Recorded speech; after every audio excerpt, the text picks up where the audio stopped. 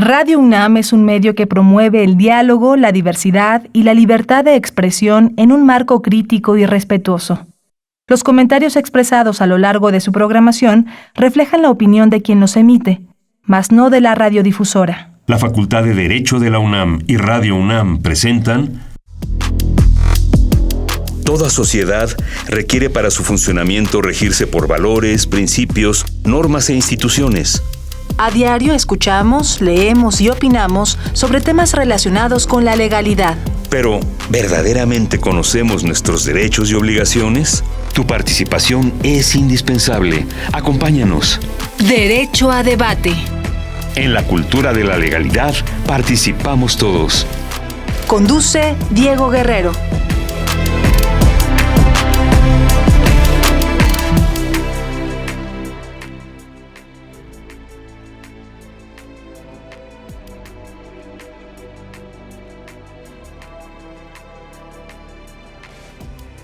Hola, ¿qué tal? Muy buenas tardes, bienvenidos a Derecho a Debate. En la cultura de la legalidad participamos todas y todos. Mi nombre es Diego Guerrero y como cada martes les agradecemos que nos sintonicen por el 96.1 FM. Estás en Radio UNAM.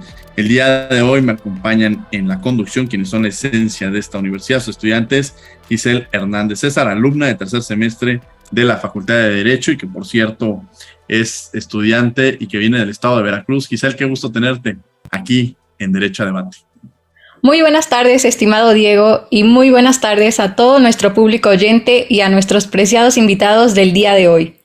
Agradezco enormemente la invitación que me han hecho para participar en este programa de radio tan enriquecedor para todos nosotros y, por supuesto, para todos los universitarios. Gisela, el día de hoy vamos a hablar sobre derecho a la libertad de expresión en Internet. ¿Qué sabes sobre este tema? Hoy conversaremos sobre un tema de mucho impacto en la actualidad. Analizaremos diversos aspectos acerca de la libertad de expresión digital como un derecho humano. La libertad de expresión comprende la libertad de buscar, recibir y difundir informaciones e ideas, ya sea oralmente, por escrito o a través de las nuevas tecnologías de la información y comunicación, el cual no puede estar sujeto a censura previa, sino a responsabilidades ulteriores expresamente fijadas por la ley. En este caso, en nuestra Constitución Política de los Estados Unidos Mexicanos. Es un derecho humano del cual todos nosotros como mexicanos gozamos. En este sentido, el Estado mexicano lo respalda y garantiza en su artículo 7º constitucional, externando que es inviolable la libertad de difundir opiniones, información e ideas a través de cualquier medio. Muy bien, Giselle. Bueno, pues vamos a escuchar las voces universitarias que sabe que conocen nuestra comunidad sobre el tema que vamos a abordar el día de hoy y regresamos a los micrófonos de Radio UNAM. No te vayas, estás en 96.1 FM, esto es Radio UNAM. Las voces universitarias.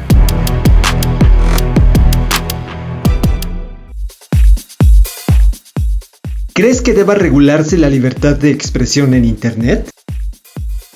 Yo creo que sí debe regularse la libertad de expresión porque muchas veces las opiniones que emitimos pueden rozar en discursos de odio que incentivan pues a violentar a ciertas comunidades. Entonces es un debate complicado porque a la vez la palabra regulación muchas veces la toman como, o sea, ya en la práctica la toman como sinónimo de censura y la censura muchas veces es muy arbitraria.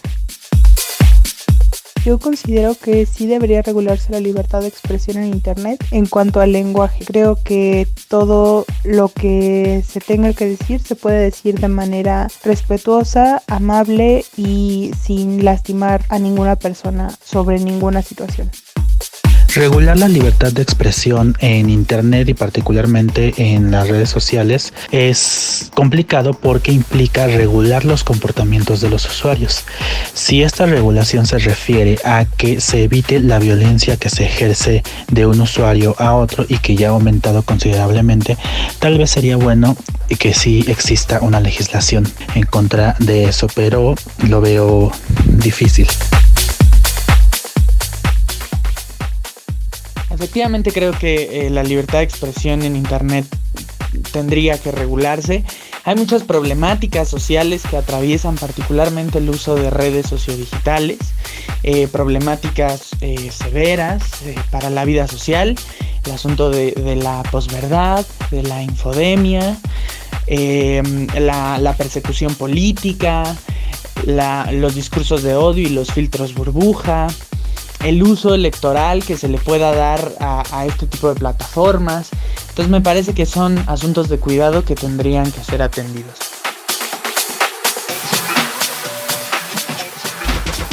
Síguenos en Instagram, Facebook y Twitter como Derecho a Debate. Les voy a presentar a quien nos acompaña el día de hoy, que es Agneris Samperi. Agneris es una estudiante, diría un exdirector de la Facultad de Derecho hace muchos años, un estudiante inquieto. Y cuando hablamos de los estudiantes inquietos, son aquellos estudiantes que participan activamente en diversas cuestiones. Ella estuvo en el concurso de Areche hace el año pasado. Actualmente están en la red de defensa de los derechos digitales. Y bueno, más bien podría ser muy interesante la presentación que haría de una joven que vale la pena conocerla, porque además ha trabajado mucho el tema de los derechos humanos y a quien a título personal le tengo un entrañable afecto. Agneris, bienvenida hoy a Derecho a Debate. Hola Diego, muy buenos días. Bueno, este es un avance hace 6 años de Derecho a Debate, cuando Agneris Samperi vino como conductora invitada, a quien le agradecemos el día de hoy. Bueno, ya escucharon, y tener el privilegio de tenerla el día de hoy ya como especialista, que creo que esa es la evolución histórica que va teniendo este programa, de conocerlos como estudiantes, como conductores estudiantes, y en esta batuta, en este cambio de generación, pues ya tenerlos como especialistas. Bueno, Giselle, ya hicimos una presentación, pero ¿quién es? Presenta tú directamente a nuestra invitada y a nuestro invitado. Hoy contamos con la presencia de la licenciada Agneris Samperi Ortega, abogada en temas de tecnología y policy analyst para Access Now. Querida Agneris, bienvenida de nueva cuenta a Derecho a Debate después de un buen tiempo, pero tenerte ahora como especialista me da enorme gusto verte crecer, evolucionar y ahora tenerte de nueva cuenta en que es tu espacio. El gusto es mío, Diego, Giselle, a todo el auditorio que nos esté escuchando. Se siente como regresar a tu casa, ya con otros ojos, con otras opiniones, con otro criterio que evidentemente va evolucionando a lo largo del tiempo. Y para mí es un gusto tomarnos esta tacita de café llamada Derecho a Debate con todas y todos ustedes. Muchas gracias, mi querida Agneris, y bienvenida de nuevo, como dices, a tu casa. ¿Quién es nuestro otro invitado, Giselle? En compañía del licenciado Mario Molina Hernández, maestrante en Derecho Constitucional, líder de proyectos en la Dirección de Asuntos Jurídicos del Instituto de Transparencia, Acceso a la Información Pública, Protección de Datos Personales y Rendición de Cuentas de la Ciudad de México. Mario, qué gusto tenerte por primera vez aquí en Derecho a Debate. Además es un joven que muy talentoso, muy productivo académicamente, y a quien incluso siempre reconoce el presidente comisionado del Info Ciudad de México, a quien por cierto le mando un abrazo muy afectuoso. Mario, bienvenido a Derecho a Debate. Muchas gracias a ti, Diego, por la invitación. Saludo a mis compañeras y a todo nuestro auditorio, y reitero, es un gusto estar en el radio de la Universidad de la Nación. Muchas gracias. Y bueno, vamos a iniciar con esta entrevista para empezar a hablar sobre qué es este tema cuando estamos hablando sobre esta figura de derecho a la libertad de expresión en Internet. ¿Qué es esto, Agneris? El derecho a la libertad de expresión es parte de los derechos civiles y políticos que a lo largo de la historia han estado plenamente reconocidos a nivel internacional, principalmente a través del Pacto Internacional de los Derechos Civiles y Políticos, y también a nivel regional, a través de otras figuras como la Convención Americana sobre Derechos Humanos, y, mucho más importante también, reconocido a nivel constitucional, y que ha sido ampliamente desarrollado también por su importancia, no solo como derecho humano en sí mismo, sino también como piedra fundamental para la democracia, porque es precisamente esta libertad la que permite que exista una pluralidad de ideas, de criterios, de opiniones, y que dentro de esta pluralidad se pueda llegar a acuerdos, consensos, se pueda también la gente informar y tener acceso a la información que desean tener para poder discutir sobre los temas trascendentales de nuestro día a día. En paralelo, este derecho ha evolucionado también, no solo como antes era entendido, por ejemplo, a través de la imprenta y el periódico, sino que al día de hoy también este ejercicio es indispensable y se manifiesta a través de las tecnologías de la información y comunicación, como lo puede ser el Internet, en sus redes sociales, en páginas de Internet independientes, en blogs, en revistas y periódicos en línea. Entonces vemos que este derecho ha evolucionado junto con la sociedad, pero su importancia permanece. Sigue siendo una piedra fundamental para todos los sistemas democráticos y siempre tenemos que ver con mucho cuidado cualquier iniciativa, cualquier intento que de alguna manera intente limitar este derecho de forma desproporcionada, porque también todos los derechos tienen límites, pero es muy importante saber identificar cuándo, cómo y en qué momento tienen que aplicar estos límites. Y la libertad de expresión es un derecho que no admite censura previa. Es un derecho que no podemos prohibir antes de que suceda. Cualquier responsabilidad que se pueda generar derivado del ejercicio de este derecho tiene que ser una vez que las expresiones ya están en el ámbito de lo público, una vez que las expresiones ya fueron realizadas, y entonces analizar si amerita alguna responsabilidad este tipo de expresiones. Pero lo que es muy bonito y lo que es muy interesante es que es un derecho que podemos ver a lo largo de la historia. Si fuéramos sociólogos, si fuéramos historiadores, podríamos también marcar la pauta de cómo ha evolucionado este derecho junto con la sociedad y los seres humanos, porque definitivamente desde la imprenta y el control del papel periódico por parte de los gobiernos, al día de hoy ya estamos enfrentando una serie de fenómenos completamente diferentes. Cuando, por ejemplo, hablamos de bloqueos o geobloqueos de Internet para impedir que las personas se conecten a Internet y compartan qué es lo que está sucediendo en tiempo real en una protesta o manifestación. Entonces, yo creo que este sería como un panorama general de la libertad de expresión en Internet y a través de las tecnologías de la información y comunicación. Gracias, Inés Sampieri y Mario. Mario Molina, sobre estos límites que ya mencionaba Inés, ¿cuáles serían estos límites? Y también, ¿cómo podríamos regular en un momento determinado esta materia? Diego, respecto de los límites al derecho a la libertad de expresión, en términos generales, la doctrina interamericana, emitida tanto por el formante jurisprudencial de la Corte Interamericana de Derechos Humanos como por lo sostenido por la Comisión Interamericana, se ha dicho que no encuentran protección válida respecto de la libertad de expresión, la incitación a la violencia, por ejemplo, la incitación directa y pública al genocidio, el abuso sexual, por ejemplo. Entonces, pues, si bien la libertad de expresión tiene una protección reforzada, digamos, también es importante señalar que, como cualquier derecho humano, pues encuentra restricciones, encuentra limitaciones que respecto de las cuales pues no encuadran dentro de lo que se podría considerar libertad de expresión. Muy bien, muchas gracias. Giselle, que nos acompaña el día de hoy en la conducción, los micrófonos son tuyos. Sí, los derechos humanos tienen límites. ¿Y cuáles son los límites a la libertad de expresión? Me gustaría escuchar la respuesta de la licenciada Agneris. La libertad de expresión, como mencionábamos hace unos instantes, es un derecho de alguna manera reforzado, cuyas limitantes tienen que darse una vez que este derecho se ejerció.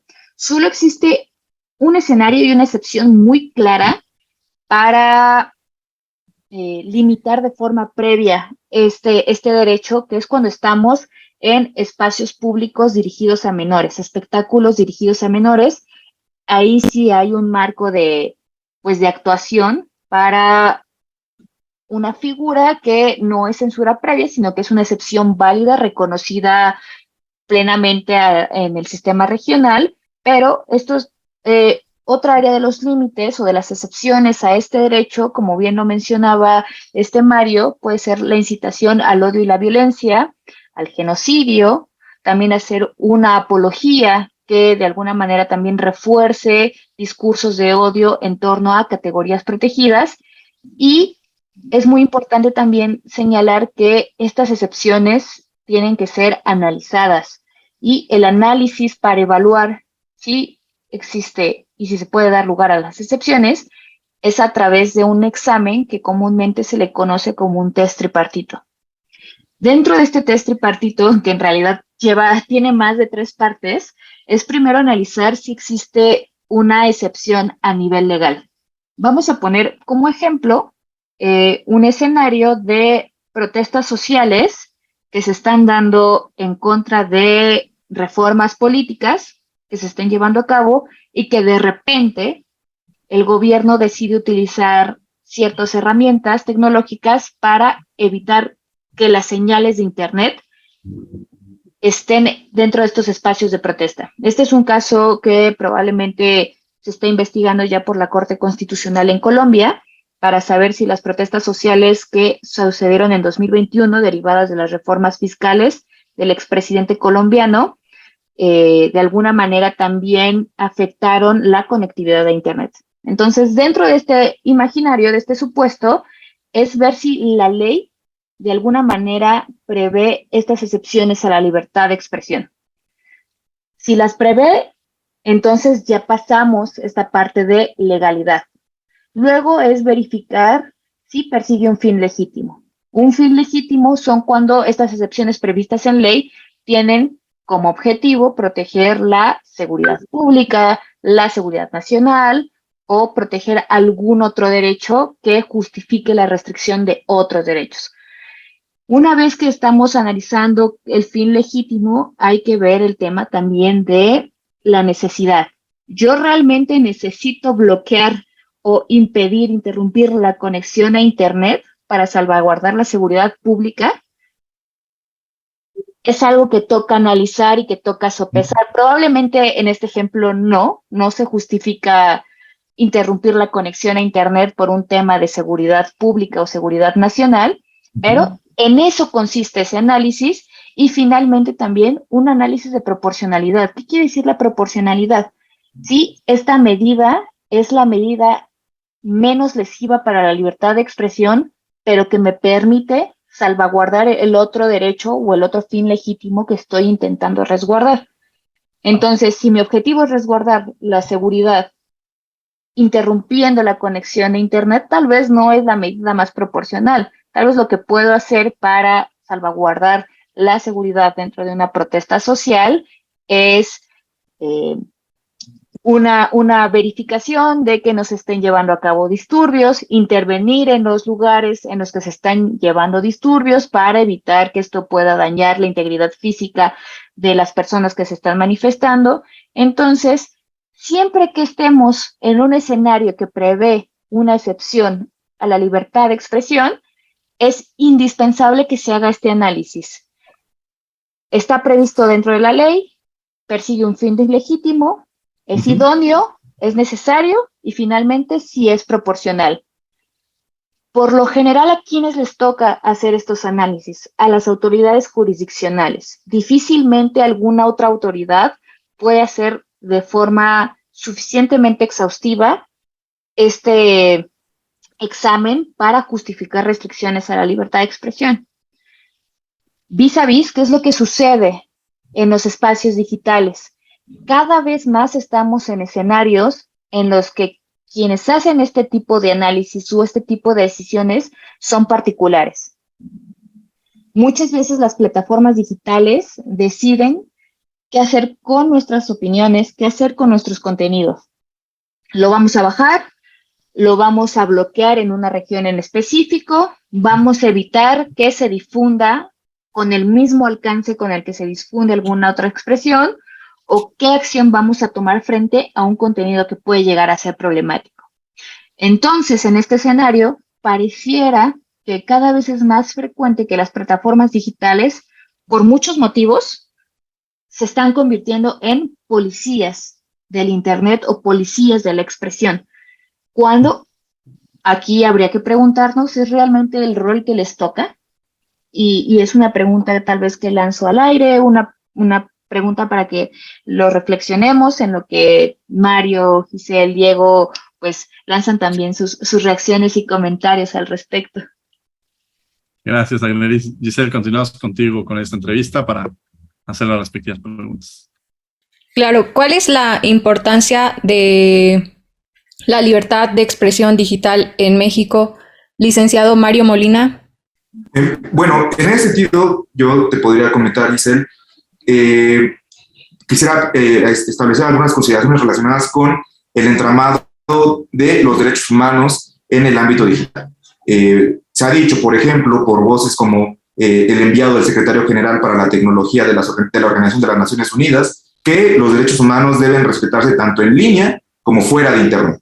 Las tecnologías digitales actualmente proporcionan nuevos medios para ejercer los derechos humanos, pero también, con demasiada frecuencia, pues se utilizan para violarlos. Y en ese sentido, aspectos como la protección de los datos, la privacidad, la identidad digital, el uso de tecnologías de vigilancia y la violencia y el acoso son cuestiones que despiertan pues especial preocupación.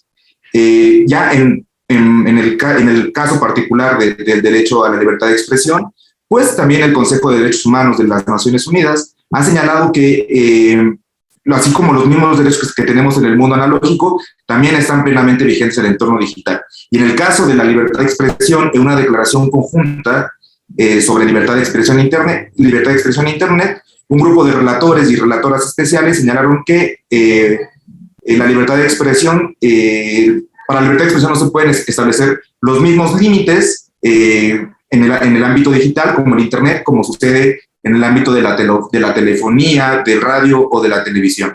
Es decir, sí, que deben ser diseñados estos límites deben ser diseñados específicamente atendiendo a particularidades técnicas, políticas, culturales, en fin. Entonces, pues, en síntesis, así como podemos ejercer el derecho a la libertad de expresión en el ámbito analógico, pues también, desde luego, tiene ecos bastante relevantes en el ámbito digital. Interesante esto que nos menciona Mario, y a mí también surge una pregunta sobre los comentarios vertidos anteriormente por Agneris sobre, a ver, no podemos censurar con anticipación algún comentario y demás sobre el tema de la libertad de expresión, y también hablaba sobre pues, que los derechos humanos, que digo, ya no lo mencionaba también Mario, tienen límites. Es decir, estos derechos no son absolutos. ¿Cómo prevenir de alguna manera cuando hay una información que puede generar, se me ocurre en un tema hipotético, frente al costo o al riesgo que se pueda tener una información que pudiera afectar o dañar la imagen o un tema social?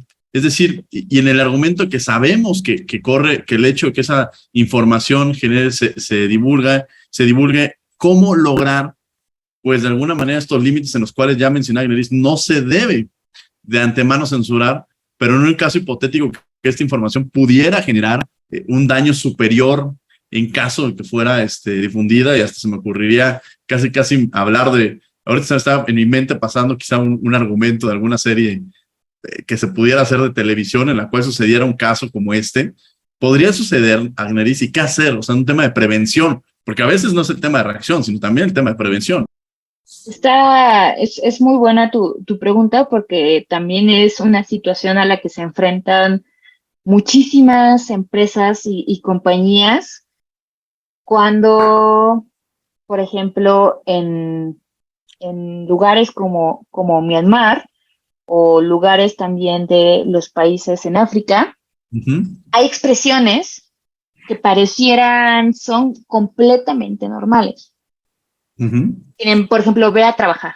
La expresión ve a trabajar es una expresión que para nosotros y nuestro contexto es sumamente natural y no tendría por qué levantar alertas, pero en países como África, ve a trabajar puede significar ve a hacer tu trabajo cívico y acabar con este tipo de población que significan un riesgo para nuestra raza, ¿no? Un riesgo para nuestra religión, un riesgo para nuestra ideología, un riesgo para nuestro gobierno. Entonces, una frase tan común y tan corriente en el resto del mundo, en un espacio delimitado, puede significar la invitación a cometer actos de violencia real en contra de un grupo de personas, incluso pues frente a contextos que podrían calificar como genocidio. Bajo este orden de ideas, ¿qué se puede hacer para evitar que, sin censurar de forma previa, se pueda tener una actividad o una labor preventiva frente a este tipo de situaciones, y muchas veces la solución es dar o de alguna forma priorizar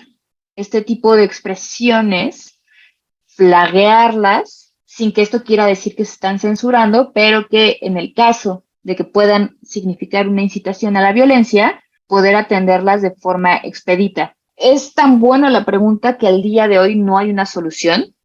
Podría decir que las plataformas digitales, las redes sociales, si bien están tratando de alguna manera de atender esta situación, muchas veces fallan, y cuando decimos que fallan es porque muchas veces se cometen agresiones a la integridad física de personas que se orquestan, pues principalmente que se orquestan, se organizan a través de estos medios por internet y que tienen repercusiones en la vida real de las personas. Esto es como en el escenario más catastrófico, y no es un escenario imaginario, sino son cosas que suceden del otro lado del charco, mientras que también, un ejemplo más claro en México, tenemos litigios, tenemos problemáticas jurídicas que se tratan de resolver a través de las que se intenta responsabilizar a revistas, a periódicos, del supuesto tratamiento no consentido de datos personales cuando se habla de un hecho en el que participó una persona que puede trascender al interés público. Entonces, por alguna razón que a mí no me encanta, salí en el periódico y están retomando mi nombre y están retomando mi oficio, mi profesión, y están retomando que de alguna manera yo participé en un hecho que es un hecho noticioso, pero que tal vez no sea un hecho cierto y que se está propagando información inexacta que me está generando un daño.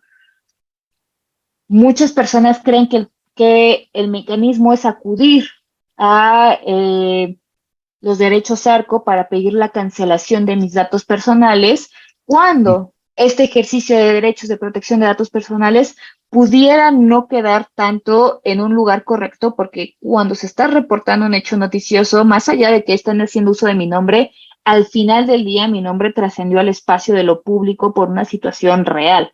Sin embargo, existen otros mecanismos como el derecho de réplica, como también requerir la rectificación de la información por tratarse de información inexacta, y ya en otros extremos, dependiendo también del grado de afectación que se está generando en mi contra, mecanismos del derecho civil como el daño moral. No solo, más bien, lo que tú estás publicando me está afectando de tal manera que está trascendiendo a un daño moral, y lo puedo probar a través de esto, esto y esto. Al final del día, existen mecanismos, y son mecanismos que principalmente resultan legítimos para hacerle frente a estas líneas muy delicadas que están entre la libertad de expresión y el generar un daño a una persona. Situación muy diferente a que alguien agarre y, porque nada más quieren generarme una afectación, publica en redes sociales mi nombre, en redes sociales o en una página de internet, no importa en dónde, publica mi nombre, mi número de teléfono, mi domicilio, el domicilio de mi familia, y dicen, ella es Agneris y mató a unos perritos, váyanla a molestar, ¿no? Eso ya no es un hecho noticioso, eso muchas veces se conoce como doxing, y muchas veces también la finalidad es compartir datos personales, como lo es mi número de teléfono, mi domicilio, información a la que no se puede tener acceso público de alguna manera, para generarme una afectación, y entonces ahí sí puede iniciarse esta maquinaria que es el ejercicio de los derechos ARCO para que se llegue a una cancelación de mis datos. Yo sé que con esto pinto un panorama de cuáles son los mecanismos de reacción, y no estamos abordando tanto lo que preguntabas en un principio, ¿no? ¿Qué hay con la prevención? Por ser un derecho cuya naturaleza no admite censura previa, mecanismos, digamos, proactivos para evitar que cierto tipo de expresiones sean manifestadas, no los hay. No hay mejor mecanismo de prevención de estas situaciones, desde mi punto de vista, como la educación. La educación, la conciencia y la responsabilidad que como personas tenemos frente a otras, es el mejor mecanismo de prevención para que el día de mañana no queramos llegar a los excesos y en lugar de estar de alguna forma ejerciendo nuestra libertad de expresión, estemos sobrepasando esto de tal manera en la que estemos generando un daño por un tratamiento no consentido de datos personales o un daño entendido como daño moral en materia civil o que tengan que iniciarse procedimientos de litigio porque no quise acceder a la rectificación de los datos a través de un medio noticioso, en fin. El panorama general sería la educación es la mejor forma de prevenir el exceder este ejercicio de la libertad de expresión. Muy interesante esto que nos plantea Agneris, porque bueno, sí, la educación es una de estas herramientas sustanciales para poder garantizar cada uno de los derechos humanos y poder ejercerlos como tales. Yo les haré una pregunta a los dos. Primero empezaría con Mario, después le cedería el micrófono a Giselle. ¿A favor o en contra del derecho al olvido? Bueno, respecto del derecho al olvido, hay desarrollos normativos muy interesantes en los que este derecho encuentra una regulación pues bastante sólida. Sin ir más lejos, me viene a la mente ahora el caso de la Ley Orgánica 3/2018 en España sobre protección de datos personales y garantía de los derechos digitales. En este ordenamiento, en el artículo 94, en los artículos 93 y 94 relativos al derecho al olvido, se establece que, por ejemplo, las personas tienen derecho al olvido en las búsquedas de Internet. Esto significa que los motores de búsqueda en Internet, en su caso, deben eliminar de las listas de resultados tras una búsqueda efectuada a partir de su nombre los enlaces publicados que contuvieran información relativa a esa persona cuando fuesen inadecuados, inexactos, no pertinentes, no actualizados o excesivos. O bien, en el artículo 94 se señala que el derecho al olvido en redes sociales y servicios equivalentes, pues las personas tienen derecho a que sus datos sean suprimidos con una simple solicitud. Los datos personales que se hubiesen facilitado para su publicación por servicios de redes sociales y servicios de la información o equivalentes. A lo que voy con esto es que es una realidad en algunas latitudes del mundo, pero desde luego también hay que tomarlo en su contexto a través de ejercicios de ponderación, de proporcionalidad. Creo que pueden establecerse parámetros claros respecto de en qué casos es válido, en qué casos no. Me viene a la mente también algunos desarrollos denominados las leyes de Heredia sobre información personal en sentencias, en resoluciones judiciales. En fin, ya en caso por caso creo que se tendría que ir sobre la procedencia o validez del derecho al olvido. Pensemos, por ejemplo, el caso de, no lo sé, un político, un actor político que haya incurrido en actos de corrupción, una persona empresaria que haya incurrido en actos de corrupción durante su pasado, pues vaya, ahí a todas luces, y que posteriormente, no lo sé, quiera acceder a algún cargo público, pues ahí evidentemente o al menos desde mi punto de vista, no sería válido el ejercicio del derecho al olvido. Pero también, por ejemplo, pensemos en casos en los que alguna persona víctima de abuso sexual, por ejemplo, quiera ejercer este derecho al olvido, pues ahí se encuentran claramente definidas la validez o invalidez del ejercicio al derecho al olvido. Es una realidad en algunas partes del mundo, pero desde luego despierta polémica, despierta suspicacias, e insisto, hay que atender al caso por caso, en cada caso en concreto, si sería válido, si sería procedente o no el ejercicio de este derecho al olvido. Gracias, María. Es una pregunta provocadora, Agneris Sampieri. ¿Derecho a favor o en contra del derecho al olvido? Bueno, yo tengo toda una tesis en la que desarrollo porque estoy en contra del derecho al olvido. Y más que estar en contra del derecho al olvido es entender que este derecho surge y nace desde el marco europeo. En 2014, en la resolución famosísima del caso Costeja contra Google, se resolvió que existía de alguna manera este derecho.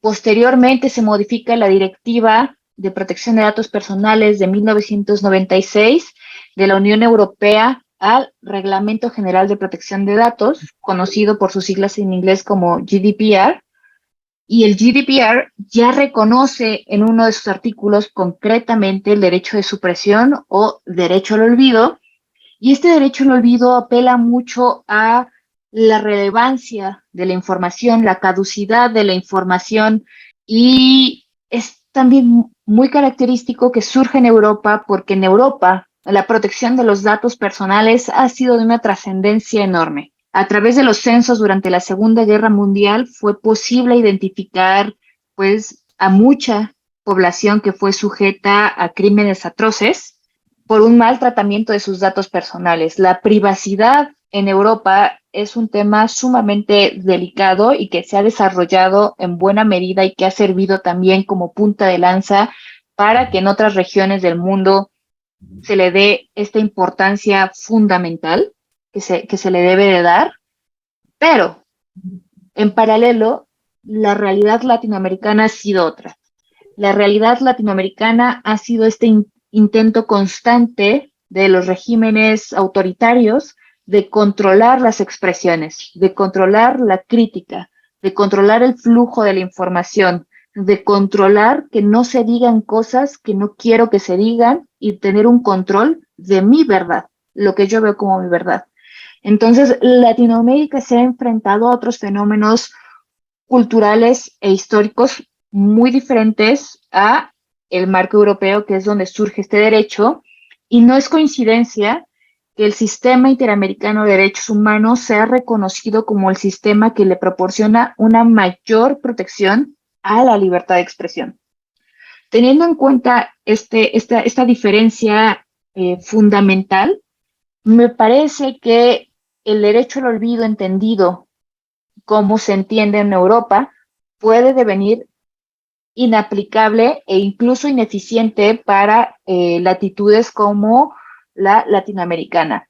Y para ello también quiero hacer uso de una sentencia muy reciente, que es el caso de Negri contra Argentina, en la cual el Tribunal Constitucional, de Negri contra Google, perdón, no contra Argentina, en la que el Tribunal Constitucional de Argentina de alguna manera reconoce que no hay tal cosa como el derecho al olvido.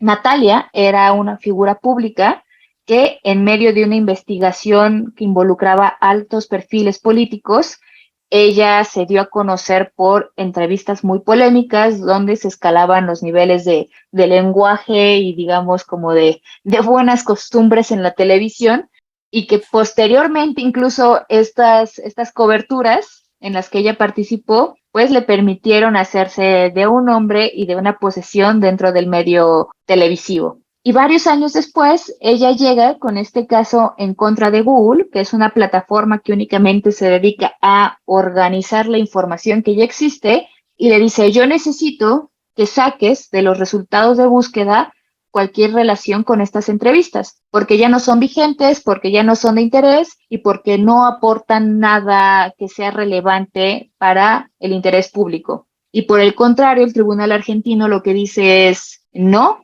se entiende que tú nunca te opusiste a realizar estas entrevistas.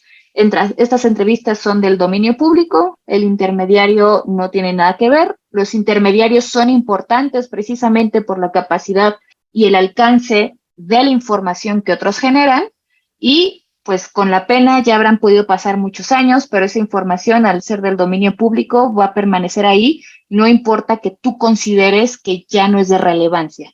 Entonces, esa resolución también tiene su respaldo dentro de los que han sido criterios argentinos y criterios interamericanos, y tiene mucho sentido porque al final también quién decide qué es verdad y qué no es verdad, qué se tiene que remover porque ya no es relevante o puede llegar a ser relevante en un futuro. Realmente nadie tiene una bolita de cristal en la cual digamos, Peña Nieto, sí, ya dejó de ser presidente, ya no es relevante lo que diga, y dentro de 25 años puede pedir que Google remueva de sus resultados de búsqueda cualquier cosa que tenga que ver con la Casa Blanca. Entonces, también una parte fundamental y clave que involucra el derecho al olvido es responsabilizar a intermediarios del contenido producido por terceros. Porque lo que yo estoy pidiendo es que alguien que no creó la información, alguien que no subió esa información a Internet, la deje de mostrar dentro de sus plataformas. Entonces, es responsabilizar a un particular a que remueva información en la que no tuvo nada que ver, pero que si no lo hace, se le pueden imponer multas excesivas, como sucede en Europa, y al final del día tampoco es darle más poder a estas empresas, que de por sí ya tienen bastante con todo el tratamiento de datos personales que hacen y demás, pero pues tampoco responsabilizarlas, porque al final del día, ¿qué es lo que le interesa a una empresa? No perder dinero. No le interesa la lucha justa por la libertad de expresión. Si al final del día me van a multar si yo no bajo esto, prefiero bajarlo y ahorrarme una multa a salvaguardar la libertad de expresión que tienen todas las personas dentro de mi plataforma. Entonces, es un debate muy, muy, muy interesante, porque si bien podemos ver que en otros lugares del mundo es aceptado y es común y es una figura que cada vez se está haciendo más cotidiana, en otras latitudes puede ser una figura sumamente delicada y sobre todo también por el contexto propio de nuestro país, porque solamente hay que mirar quiénes son las figuras que están detrás de pugnar por el reconocimiento de este derecho. Son personas de una alta relevancia pública y que tienen los mecanismos y el acceso político, económico o algún otro factor de poder real que exista para poder pugnar por este derecho. Entonces, yo cierro con esa idea, que nada más sirve mirar quiénes son los actores que en la vida real de nuestro país y de Latinoamérica quieren promover el ejercicio de este derecho. Muchas gracias, Agneris. Giselle, que me acompaña el día de hoy. Giselle Hernández, en los micrófonos de Radio UNAM, estás en 96.1 FM, esto es Derecho a Debate. Claro, como mencionaba Agneris, una de las autoridades más relevantes en este tema es el Sistema Interamericano de Derechos Humanos. ¿De qué manera garantiza la Corte Interamericana la libertad de expresión en Internet, licenciado Mario Molina? Bueno, volviendo a lo que comentaba hace unos momentos relativo al ejercicio de los derechos humanos en general en el ámbito digital, pues podemos, bajo esa lógica, respecto de que los derechos que tenemos en el mundo analógico también los tenemos en el ámbito digital, podemos retomar algunas consideraciones vertidas por la Corte Interamericana de Derechos Humanos en la opinión consultiva relativa a la colegiación obligatoria de periodistas, en la que señala que las garantías de la libertad de expresión contenidas en la Convención Americana sobre Derechos Humanos fueron diseñadas para ser las más generosas y para reducir al mínimo las restricciones a la libre circulación de las ideas. Y aquí pues es un poco en sintonía respecto de lo que comentaba Agneris, que a este lado del Atlántico la libertad de expresión es uno de los baluartes, o más bien el Sistema Interamericano de Derechos Humanos, la región latinoamericana, digamos, es la cantera de la libertad de expresión. Y para ahondar un poco más en estas consideraciones respecto de la libertad de expresión, se ha señalado también que la libertad de expresión tiene una doble dimensión, y esto también se ha dicho, es una de las aportaciones más valiosas del Sistema Interamericano de Derechos Humanos en la materia. Se ha dicho que tiene una doble dimensión, una dimensión individual y una dimensión colectiva. Esta doble dimensión requiere, por una parte, que nadie sea arbitrariamente menoscabado o impedido para manifestar su propio pensamiento, y representa, por tanto, un derecho de cada individuo, pero implica también, por otro lado, un derecho colectivo a recibir información y a conocer la expresión de pensamientos diversos. Las características propias del derecho a la libertad de expresión protegen, y aquí insisto, los derechos que tenemos en el mundo analógico los tenemos en el mundo digital. Las características propias del derecho a la libertad de expresión protegen los distintos tipos de expresiones independientemente de su forma, independientemente de su contenido, independientemente de su medio o canal de comunicación, y como se encuentra establecido en el artículo 13 de la Convención. Y en ese sentido también es importante señalar que respecto de este formante jurisprudencial y de este formante jurídico tan rico y tan valioso respecto de la libertad de expresión, se ha señalado que existen expresiones especialmente protegidas. En general, digamos, la libertad de expresión goza de una protección reforzada, pero existen manifestaciones que son aún más especialmente protegidas. Tenemos, por ejemplo, el discurso político, el discurso en torno a asuntos de interés público, tenemos también el discurso sobre funcionarios públicos, tenemos también el discurso sobre candidatos a ocupar cargos públicos y otras figuras públicas, discursos que expresan elementos esenciales de la identidad o de la dignidad personal, y fuera, digamos, de la cancha de la Corte Interamericana de Derechos Humanos, encontramos también el informe de la Relatoría Especial para la Libertad de Expresión, que fue emitido en el año 2013. En este informe de la Relatoría Especial se establecieron principios orientadores para la actuación estatal en materia de la expresión en medios digitales, en este caso el Internet. En ese informe se señaló que el derecho a la libertad de expresión encuentra en Internet un instrumento único y valioso para desplegar su enorme potencial en amplios sectores de la población. En la medida en que el entorno digital ofrece el espacio para promover el intercambio de información, de opiniones, de emisión de expresiones, su configuración, el entramado jurídico de la libertad de expresión en Internet, pues resulta por demás valioso.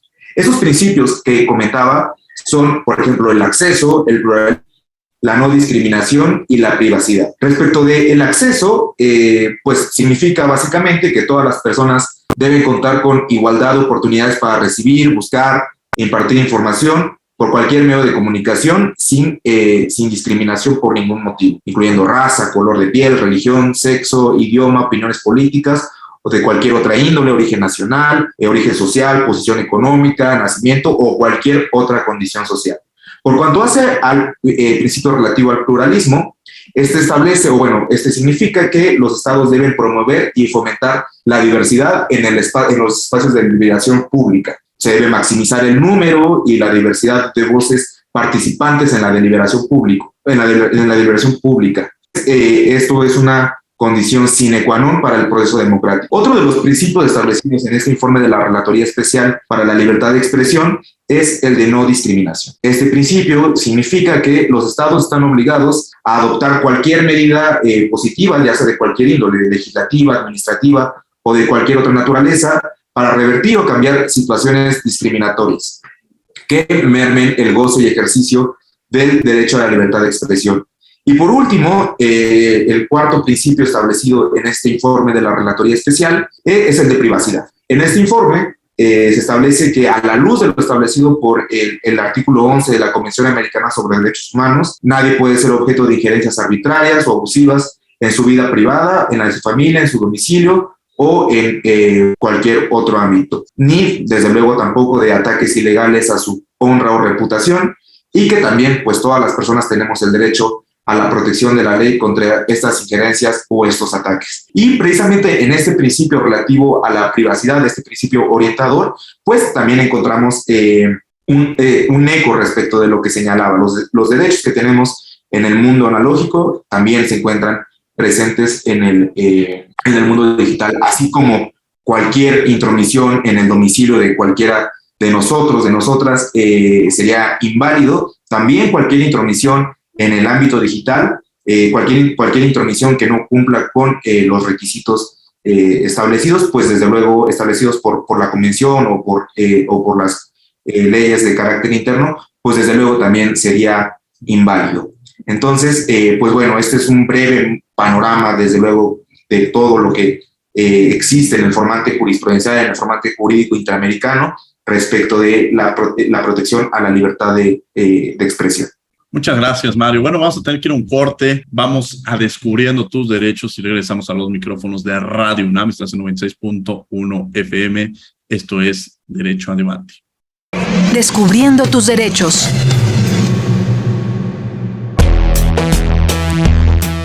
Derecho a ser votado. El derecho a ser votado o sufragio pasivo es un derecho con que cuentan las y los ciudadanos para ser elegidos en procesos electorales y dar representación a sus iguales. Este derecho está restringido en nuestro país a personas que pertenecen al estado eclesiástico. No deben ser ministros o ministras de algún culto y no estar en servicio activo en caso de pertenecer al ejército. Escuchas Derecho a debate.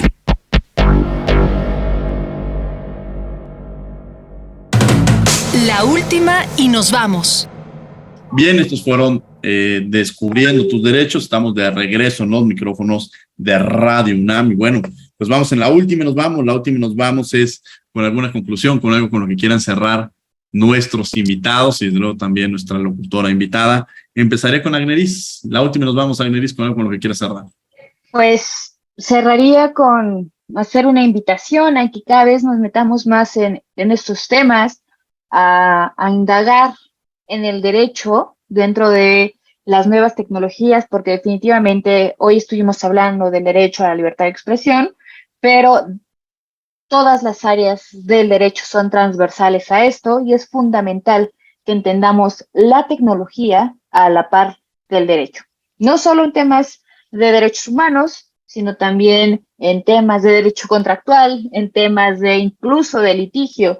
Así que la invitación es que si les pareció interesante, pues no se limiten, no solo es libertad de expresión, no solo es protección de datos personales, sino que hay un sinfín de oportunidades en torno al derecho y la tecnología y es indispensable que cada vez más lo estemos abordando, estudiando e integrando en nuestro día a día. Muchas gracias, Agneris. Mario Molina, la última y nos vamos. Sí, bueno, yo quisiera cerrar con una reflexión en torno a el Internet como un espacio, como un escenario en el que se ejercen una gran diversidad de derechos humanos. Ya lo señaló Agneris, no solamente la protección de datos personales, no solamente el acceso a la información, sino también, por ejemplo, bueno, ya lo platicamos aquí, la libertad de expresión, pero también, por ejemplo, la participación política a través de, por ejemplo, un post en alguna red social, se ejerce el derecho a la participación política, o, por ejemplo, los derechos de reunión y asociación, incluso también derechos, por ejemplo, a la autonomía sexual, a la autonomía reproductiva a través de plataformas como Tinder, Grindr, en fin. Insisto, los mismos derechos que tenemos en el mundo analógico están presentes en el entorno digital. Entonces, por mi parte, sería todo. Muchas gracias, Mario Molina. La última nos vamos, quizás con algo con lo que quieras cerrar. Sí, muchas gracias por este espacio. Y con el programa del día de hoy, nuestros oyentes han podido analizar y comprender la relevancia del derecho a la libertad de expresión y cómo ésta se relaciona íntimamente con la digitalización. Sin duda, una de las tareas más grandes de los futuros juristas será comprender, regular y crear mecanismos que garanticen un verdadero ejercicio de nuestro derecho. Muchas gracias, Gisela Hernández, también por haber estado con nosotros. Les agradezco mucho. Agneris, muchas gracias por haber estado con nosotros en esta tu casa de Derecho a Debate. Yo encantada y aquí seguiremos en esta casa, no solo es Derecho a Debate, sino la máxima casa de estudios que es la UNAM. Yo encantada de volver las veces que sea necesario. Muchas gracias. Mario Molina, muchas gracias por estar también aquí en tu casa en Derecho a Debate. Muchas gracias a ti, Diego, y a todo el equipo de Derecho a Debate. Fue un gusto enorme participar desde la radio de la Universidad de la Nación. Muchas gracias. Giselle, muchas gracias por haber estado con nosotros. Muchas gracias a ustedes, un gusto. Gracias. Y le agradecemos a ustedes que han estado con nosotros aquí en Radio UNAM, 96.1 FM. También los invitamos a que los miércoles estamos a través del canal 22, el canal Cultural de México, en Cultura del Derecho, abordando diversos temas relacionados con el arte, la pintura, la música, la literatura, cine, series de televisión, que las vinculamos con el derecho. No se lo pierdan todos los miércoles a través del canal 22, dentro de sus diversos horarios, 7:30 de la mañana, 5 de la tarde, 8 de la noche, a través del 22.2, a la 1 de la mañana, en fin, todo el miércoles estamos en Canal 22 hablando sobre estos temas. Y desde luego les agradecemos a ustedes que han estado con nosotros. Los invitamos a que sigan con la programación de Radio UNAM. Agradecemos a la Facultad de Derecho de Radio UNAM, en la coordinación de Renata Díaz Ponti, Tania Villar, asistencia Mari Carmen Granados, Elías Hurtado y Edgar Cabrera. Comunicación y difusión, Sebastián Cruz y Larisa Rodríguez. Producción, Paco Ángeles. No olviden que escuchamos de ley todos los martes. Esto fue Derecho a Debate. Por hoy concluye la discusión, pero no se pierdan el próximo tema en Derecho a Debate. En la cultura de la legalidad participamos todos.